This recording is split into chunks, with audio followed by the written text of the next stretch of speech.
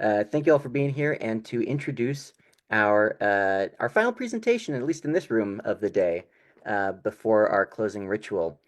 And that is Dr. Blythe Collier, PhD, um, who it will be presenting Everybody Gets Lifted Up, How Spiritual Matrifocal Families Can Enhance Lives and Reduce Systemic Patriarchal Oppressions.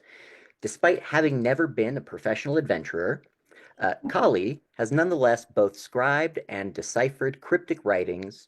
Read some of her works at www.kalisbestiary.com. Has handled ancient texts and artifacts. She is the founder and principal of the upcoming educational nonprofit Nisaba Press, which rewrites and publishes women's spirituality theses and dissertations for a lay audience. She has trained and traveled with horses, dogs, camels, and elephants, including her beautiful rescue dog Goldie, and has studied and initiated mystical rites. She is a women's spirituality content creator at youtube.com at Laughing Collie. And she has discovered the resting places of lost treasures. Her publications include Unto Herself, a devotional anthology for independent goddesses. Kali has 2 articles in this anthology, which is available for purchase through Kali, which you can find at her website. So I'm very happy to introduce and to welcome here Dr. Kali, please. Thank you so much. I'm so happy to see everybody here. It's so exciting to be able to actually present for everybody. And I appreciate so much that you're here because I know this is the last presentation of a very intense 2 days. So thank you so much for coming. I really appreciate it. And I hope I give back some of the happiness that you're giving me in this presentation. One of the things that I'm going to do is I'm going to paste into the chat a link. And this link is to a Google Doc in which I've put some resources for anybody who wants to do more research on the subject that I'm speaking about. So let me start there we go. I'm afraid my actual presentation is going to be a little bit different than the description in the program book, but that's because we've had several really talented and eloquent people presenting at this conference already. And fortunately, there's an increasing number of researchers as well, who are helping to familiarize us with the precepts of matriarchal and matrifocal cultures. So fortunately, I don't have to start by explaining that. We've also had presented some really excellent research on past and present matriarchal societies. And I consider that history to be absolutely important and critical for us to know, both for inspiration and for actionable examples for our lives, especially since we live in a patriarchal culture. And that, in fact, is the root inspiration of my presentation. I'd like to give you all some actual actionable things that you can do to increase matriarchal and matrifocal precepts in your own lives, and hopefully to lessen the impact of patriarchy on you and your family and your communities. So first question is, why is this so important? It's a big question. A culture is made up of interlocking, mutually supporting structural ideas, which creates a cultural hegemony. And cultural hegemony is defined as the dominance of a culturally diverse society by the ruling class. In our society, it's the upper class, the wealthiest people. They shape the beliefs, the mores, the values, everything of that society, so that the worldview of the ruling class becomes the accepted cultural norm. Furthermore, this worldview that they are presenting as a universal dominant paradigm, it misrepresents the social and political and economic status quo as a natural, inevitable, and perpetual social condition. And they compound the lie, because it is a lie, I'm sorry, that this benefits every social class, rather than telling the truth, which is this is an artificial social construct that benefits only the ruling class. Here's a quick example. Because of organized religion, we know in the US that men should lead, and that's because women are there to support men and to be a useful resource for them. And because of this, we also know that the word family means a so-called nuclear family. even though it's neither nuclear nor universal, and that consists of a man and all his dependents, his wife, all the kids he can get, and all of them belong to him. And we know this because everyone and everything in that family bears the patriarch's surname, and he benevolently provides for and governs them. Also, organized religions, especially the modern versions, teach us that worthiness is determined by acquisition of goods. The more stuff the patriarch owns, the more important and successful and admirable he must be. And as a consequence of the centrality of this basic social structure, the nuclear family, the state itself reflects that form. It is led by a man who benevolently governs his extended family, the rest of the nation. So why would we want to rematriate our families and culture? For starters, and with all due respect, hierarchies suck. They are not good for cultures or people. They're essentially unfair and exploitative of the oppressed at the bottom of the pyramid. Also, it's really not healthy for a culture to believe that people can be considered property. And consequently, because of the generalized belief, and this is not all men or all women or all gender fluid peoples, but it is a generalized belief that men are more important, more central than women. Women rightfully belong to men.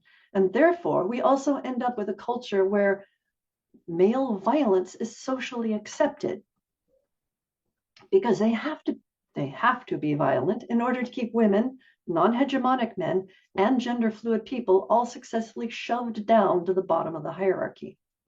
Now, admittedly, this could be an entire talk in itself, but I'm only going to mention one statistic about this. And this is the one that actually inspired me to write my dissertation. In the industrialized countries, the most dangerous place for a woman and her children is in their own home. This is the one place that I feel strongly should be the safest for these people. And in matriarchal societies, it is, but not in patriarchal ones. Fortunately, sorry, this one still pisses me off. But anyway, fortunately, research also demonstrates that power actually comes from below. If the people insist on a particular change, or if they refuse to be governed, then eventually the government will either have to change or it will fall. And this fact inspired me to come up with a thought. If we can subvert the dominant cultural paradigm of what a family is, then perhaps we can lessen, maybe even end structural male violence. Perhaps we can even ultimately subvert the shape of the state itself. And I believe if we take our time, because anthropology will teach you, cultural change is generational. It doesn't happen overnight. But with time, and by consistently, patiently weaving matriarchal concepts into the social construction of family, I believe we can eventually create a safer, stronger, more resilient, more productive for everyone, and more egalitarian society. So now I want to give you the actionable examples I mentioned previously as a means for all of us to move with deliberate matriarchal focus into our present and into our future. These examples are all from women who were kind enough to participate in my dissertation research, who have actually woven matriarchal precepts into their families. So first I'll mention the four main supporting characteristics of matriarchal societies, and then I'll tell how my contemporary participants modified and sometimes unwittingly manifested these concepts, both as a means of self-empowerment and to enhance the lives of themselves, their families, and their communities. So Dr. Gertner Evendroth, pardon my pronunciation, I don't speak German. She explains these types of societies as displaying economic reciprocity balanced by gift giving, being socially non-hierarchical, horizontal societies of matrilineal kinship, which are politically egalitarian, where decisions are arrived at by a consensus, and which believe in the sacrality of daily life due to their powerful conception of the divine feminine. So the first one is economic reciprocity. This can be defined as the community deliberately working towards creating a shared and balanced economy. For example, in matriarchal cultures, the women own their own means of food production to support their families. They try to create economic mutuality in their distribution of goods using a gift system, a gift economy system. And even those who hold outside jobs tend to contribute paychecks to the extended family or clan. And in this manner, principles of equality and fairness are consciously maintained. We see something similar happening in the matrifocal US families, which I studied. The women heading their families distributed both their money and their time and labor in order to maintain a mutually supportive economic balance within the household. For example, all the adults arrange their work or school schedules so someone's always available to care for children, if the family has children, and the genetic mothers aren't overwhelmed, and the children have healthy feminist mothering modeled for them. Interestingly, in all of these cases, there was a deliberate effort to not follow hegemonic pressures. For example, having a job didn't mean that that person was the family's patriarch equivalent and therefore didn't have to do any household chores.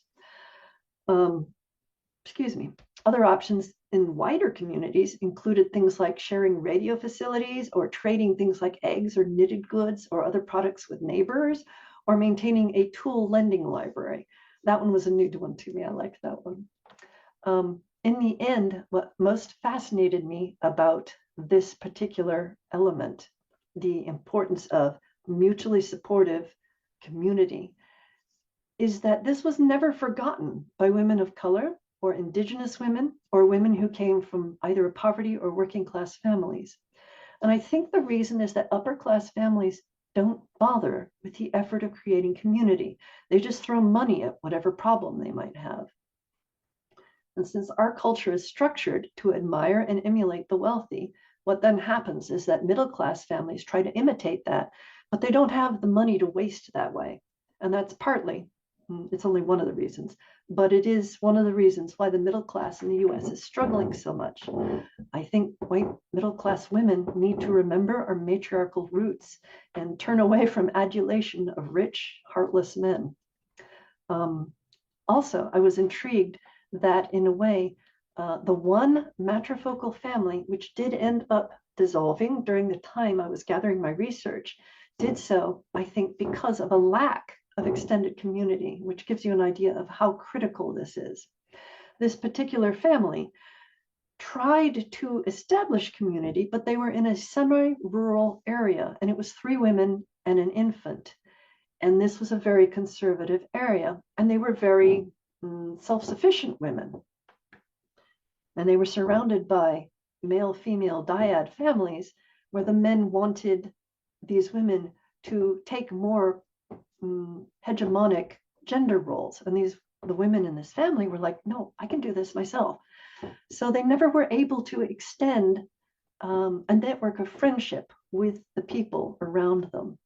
And I think at some point it became too much for one of them. And so the family fissioned and ended up moving to a more standard form of family. The next social structure is social kinship. Matriarchal families, matriarchal societies, as I'm sure you already know, they're non-hierarchical, they're horizontal, they're egalitarian, and kinship is traced via the matriline, and individual families will live matrilocally. And since motherhood is perceived as society's most important function because it creates the society's future, the families are centered on caring for and nurturing mothers and their children, and the children always belong to the mother's clan. One of the fascinating things that I found about matrifocal societies is when foreign children or adults are in dire need, a clan's women can decide to adopt these needy individuals into the family. So for example, Professor Barbara Alice Mann is an Ohio Bear Clan Seneca, and she notes of her culture that adoption is encompassed within a beautifully global philosophical framework. She writes, and I'm quoting here, traditional culture sought to include as many people as possible. The whole point of native adoption, one of the most ancient and widespread, of Native American laws was precisely to undercut the impulse to hostile exclusion by making the other the self. That one really moved me because I was so used to what a nuclear family was. When I started my research, it didn't even occur to me that families could be fluid. But family fluidity is how the matrifocal families that worked with me managed. It was integral to the matrifocal families. With their focus was on the nurturance of women and children rather than male centrality. The interesting thing is that this family fluidity was very much non-hegemonic. A nuclear family has rigid boundaries, and it's inward turning, and it's androcentric. And it's very common in white middle-class households. But the families that I studied that were willing to talk to me all had an outward turning perspective. They were not androcentric at all. It was the women who were holding the family together, and they did not consider their boundaries rigid. They were permeable. For example, one of the families was a family in Colorado, and the 3 women and 1 man that were the core family members had a friend who was very young. She was just recently left her birth family, and because of argumentation, she was kind of on her own, but she'd been raised in a very sheltered way, and so she was a little naive. So the Colorado family said to her, "Why don't you move in with us? We have a spare room in the basement. You can stay there. We'll make sure that there's someone that you can say, 'Oh no, I have to go home,' or someone that will call and say, 'Are you okay?' And that will help protect you." And she was like, "Yes, that would be great. I would love that." So they ended up calling her, their affectionate name for her was the basement elf. And she stayed with them for years and through 3 different moves. And at some point, she had gained enough self-knowledge, understanding. She was no longer naive, and she was able to move out and live with her boyfriend. But until she was able to do that successfully on her own, she was protected by a family that was set up to nurture the weak, as in a matrifocal family. Another example was the East Bay family. This was a family that, excuse me, my machine is trying to hiccup at me.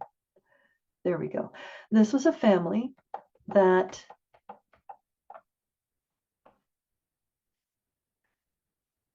their chosen religion was the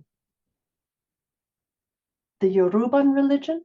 So they had an ile that 2 of the 3 women were priestesses, and they had an ile, and their community was that ile.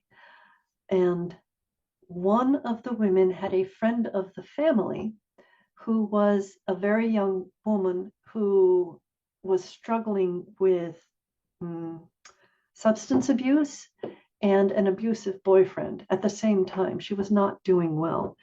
And she ended up pregnant with twins. She was really not ready to be a mother. And so one of the twins almost died. And when Child Protective Services got involved, they asked, I think it was Eliana, the 3 members of the East Bay family were Jasmine, Maya, and Eliana, all women of color. And they asked Eliana, "Can you care for the children?" And Eliana talked to her partner and to the other women of the Ile. And let's see, Maya and Eliana were a couple. Sorry, I should have mentioned that. And they ended up taking on the injured twins for, it turned out to be, I think, 2 years. And it was very hard work, as Jasmine put it, because she was the one that did the most of the childcare.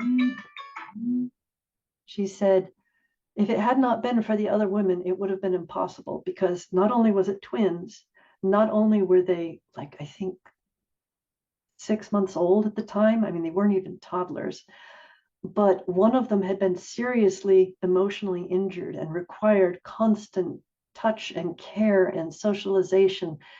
And they did it. The Ile and the family pulled together and took care of the children until the mother was on her feet and was able to take care of them herself. So it was an enormous, enormous effort, but they pulled together and took care of the injured children. And when the mother was able to take them back, the children were doing really well. And they are still very close with the mother and the children. They visit, I think, like once every month or every 3 months, and they'll spend the weekend at the house with their titis. That's what they call them. So the next one is political consensus. This was the hardest one for me to figure out as far as the modern interpretation of it. Matriarchal societies obviously rely primarily on consensus-based decision-making. And the politics of strict consensus processes give rise not only to gender equality, but to equality in the entire society. Jeanette Armstrong is an Okanagan, I hope I pronounced that right, Canadian educator, artist, and activist. And she states that everyone is included in the decision-making process because the rule of the majority is unjust to the minority, which can lead to great resentment, division, and hostility. And I love this quote from her. She wrote, "I have noticed that when we include the perspective of the land and of human relationships in our decisions, people in the community change. Material things and all the worrying about matters such as money start to lose their power. When people realize that the community is there to sustain them, they have the most secure feeling in the world. The fear starts to leave and they are imbued with hope." I really like that. So what I realized is that all the matrifocal families were expressing this in a slightly different way. And the phrase I came up with to express this was empowered responsibility. None of the women that I spoke with felt they had rights to the family. And in fact, one of the readings I came across put it very interestingly. She said, this was an indigenous woman, and she said, "You American women are so concerned about your rights. It's something that you have to fight. They can be taken away from you. But we think of what we have to do as just our responsibility." And I thought, that's brilliant. It's a means of supporting your community without feeling that it's a battle, without having to look at everyone around you with suspicion. Are you trampling on my rights? And it's a responsibility that you take on only if you want to. It is your decision whether you take on these responsibilities. And this, I think, was integral to the egalitarian consensus seeking. All of the matrifocal families said that they use that to make decisions. The interesting thing is, too, it's not even just egalitarian. It also allows women, when necessary, to act in concert to protect themselves and their children. For example, Catherine, the New York, one of the women of the New York state family, mentioned an attempt at a hostile takeover of the religious commune in which she lives some years ago, where the power-seeking little cabal was fortunately repeatedly frustrated and not being able to convince everyone else to grant them more power. People would say, "I don't agree with that," and they had to have consensus. They even tried to push through implementing Robert's Rules of Order rather than consensus seeking so that they could get their way. And once again, consensus did not allow that to occur.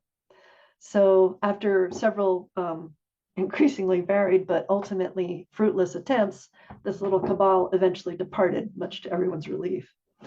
Oh, and there's one nice side effect of consensus seeking. In the East Bay family, which I spoke about with the twins, Jasmine said that one of the benefits of consensus seeking that she really loves is that you have to listen really carefully and understand everyone's perspective.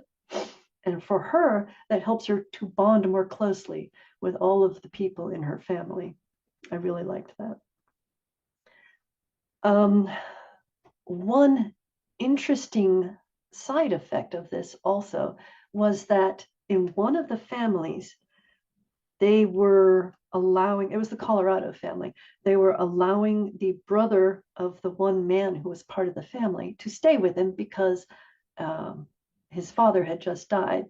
Well, their father, the two boys' father, had just died. Now, this was a man who lost his wife early and raised the boys on his own.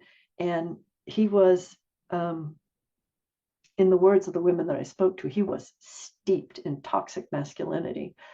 So what happened is the brother that lived with that was a part of the Colorado family, had deliberately turned his back on all of that. He even said to the family, I want you to manage the family. I don't want to have anything to do with it because I've been taught all my life that men are supposed to control the family. And this is the best way I know to say, I'm not that man.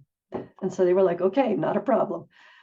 The interesting thing is that the brother came in, and unfortunately, he was, in the words of one of the women in the family, how did she put it? She said he had drunk the toxic masculinity Kool-Aid.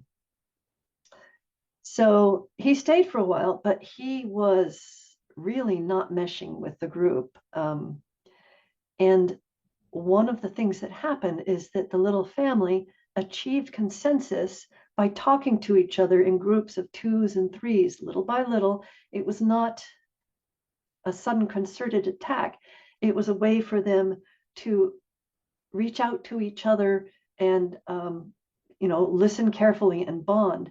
And they finally realized, we need to ask him to leave. It's not going to be comfortable. It won't be nice, but we're going to have to ask him to leave because he is making it uncomfortable for all of us to live here. And he's not really happy himself either. And in that case, achieving consensus, while it was slow, allowed them to come to an uncomfortable realization with nobody feeling awkward or angry or pushed out. So the final of the matriarchal precepts, and in my opinion, possibly the most important one, is sacrality and the divine feminine.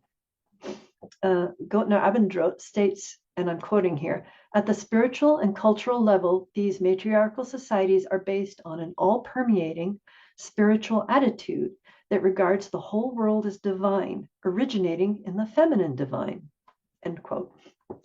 Unfortunately, in patriarchal societies such as the US, it is very common to ignore or even denigrate religious influences unless it's useful to prop up the patriarchy's belief system.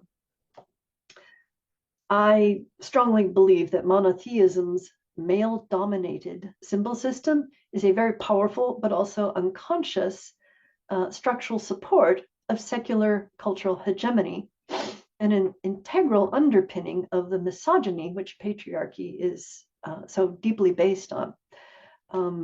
Carol P. Christ, the ecofeminist theologian, explains, and this is her quote, symbol systems cannot simply be rejected. They must be replaced, or the mind will revert to familiar structures at times of crisis, bafflement, celebration, or defeat.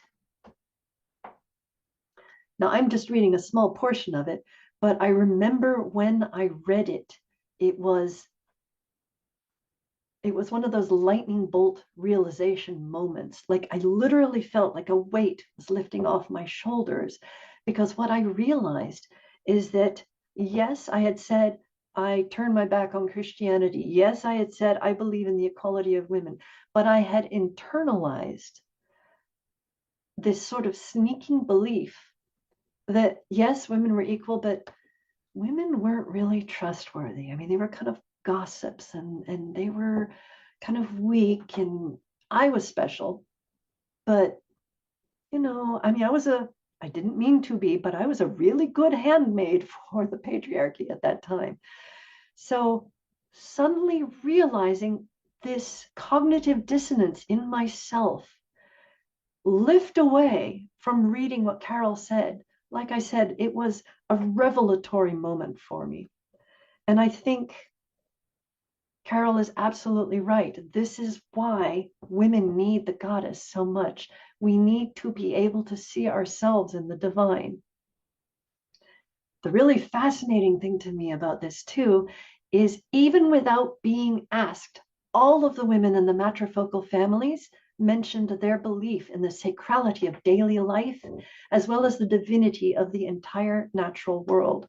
And how they expressed it was the phrase I used to explain it was ambiguity. And this was something that I learned while I was taking my master's courses in women's spirituality, is that one of the precepts of patriarchy is a very binary thought system. You are black or you are white. You are good or you are bad. You are male or you are female.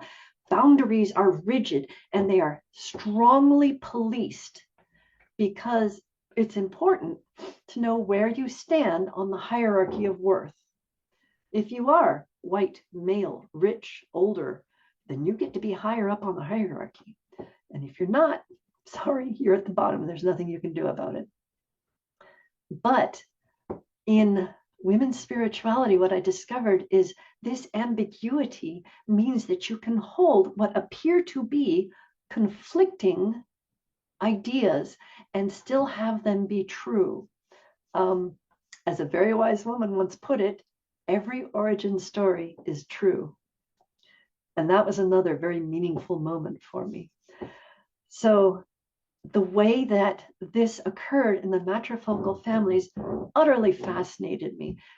I didn't even recognize it because it was so ingrained and normalized to them. It took me a while to realize this, but they all shared the importance of shedding their hegemonic birth religious training, turning instead to some variant of the divine feminine during their processes of self-reclamation and self-empowerment.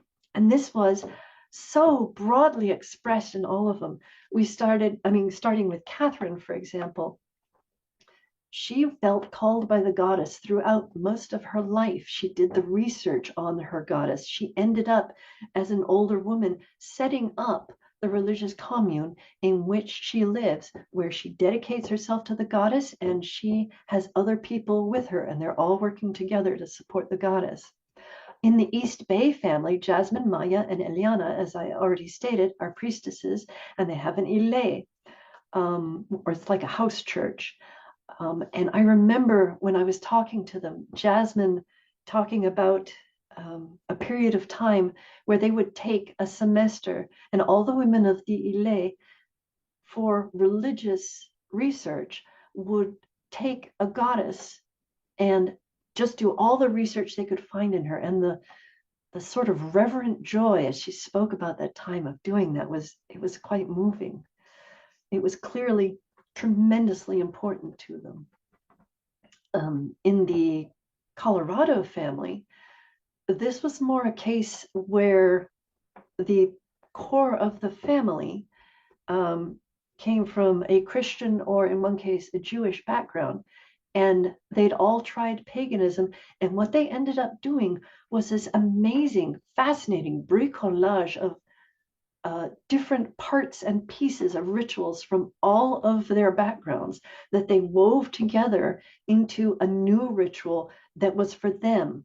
And in pursuing these rituals, they created this sort of collective religious effervescence amongst the group of them that helped them all bond more strongly. I was actually fortunate enough to talk about that a little bit. And again, the spiritual, I don't know how to put it better than the spiritual joy that you could see in their eyes was just tremendously inspiring to me. In the Washington State family, Sophia was who talked to me, and she found her spiritual faith via traditional women's ways of knowing, such as dreams and intuition. And she considers that an integral part of her spirituality, which is very earth-based. She grounds herself in her relationships with the land, with nature, and with the people in her life. She believes all life is sacred, and she finds the spiritual in the everyday. And for her, the goddess is most easily found during her daily rambles with her beloved granddaughter, wandering through the natural world of their small holding. And then finally, the North Bay family, Maria was who I spoke to, and she had a really interesting spirituality as well.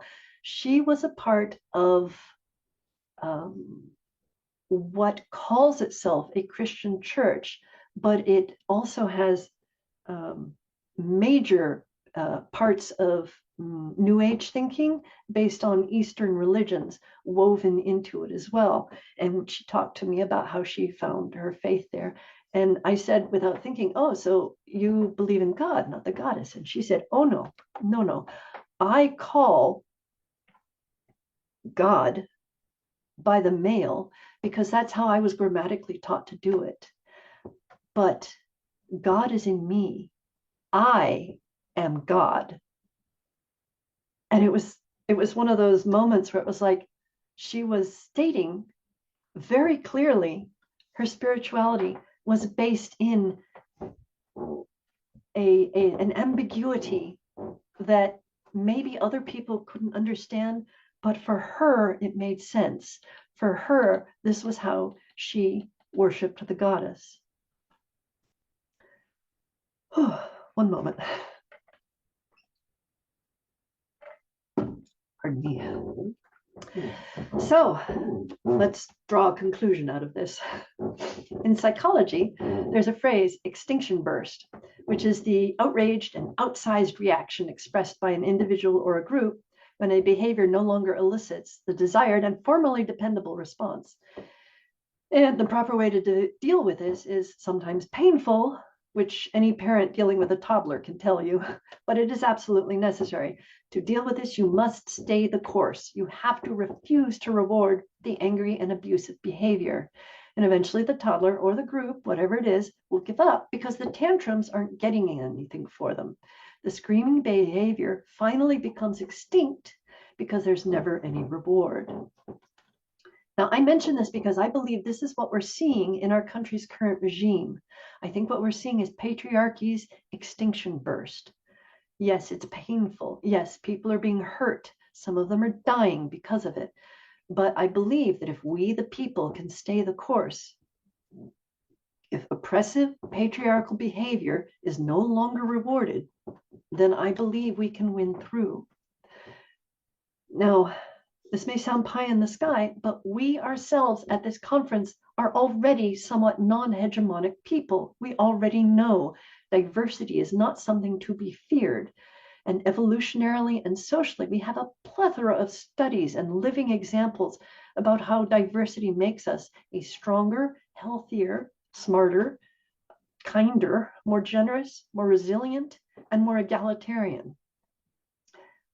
I believe by restructuring our families and our communities using these matrifocal precepts, deliberately doing so, potentially we assist not just ourselves and our extended families and communities, but also eventually, I think we will help the culture itself. And I think by doing so, we can slowly shift our culture to a healthier, stronger, more unified, and more just society.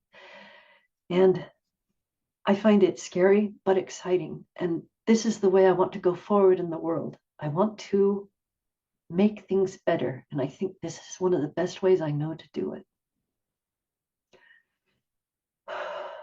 Thank you for your time and attention. And if anyone has any questions, I would be delighted to answer them. Thank you so much, Dr. Collier. That's awesome. What a mission. What a heck of a mission. Uh, just a reminder to everyone, if you'd like to ask a question or share any insight that's bubbling up for you from this wonderful talk, do exactly what Judith just did. You click on the react button at the bottom and click the raise hand. Let's start with Judith, please. What an absolutely fabulous talk. It's one of Oh, the first ones that I've heard that actually gives um, practical things that we can do to move forward into the future that we're looking for. mhm. Um, I wonder, Thank you. I'm part of an organization called the Maternal Gift Economy Movement. Mhm. Heidi Gundner Avendroth is part of it as well Oh, as yes. Alice Mann Uh-huh. and Barbara Alice Mann. And we have uh, salons and every second Saturday. I wonder if you're aware of that and because a lot of your ideas are ones that are completely aligned with what we're doing. To be fair, I cannot credit myself for these ideas. These are all brilliant ideas that other women have come up with. When I mention Heidi Gotner Abendroth, when I mention Barbara Ellis Mann, these these ideas are theirs. I would love to attend. I didn't know that they had salons, although I was aware of the group. I will have to look into that because that sounds exciting.